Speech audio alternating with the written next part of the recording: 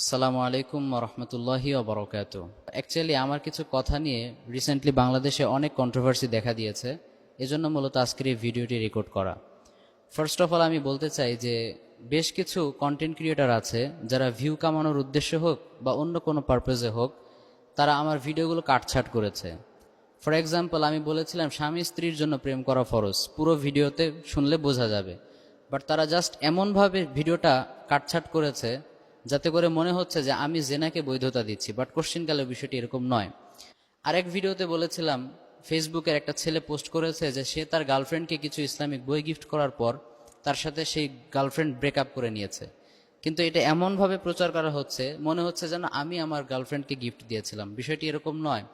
তো যাই হোক, হয়তোবা আমার দুর্বলতার কারণে আমি ভালোভাবে বোঝাতে পারিনি।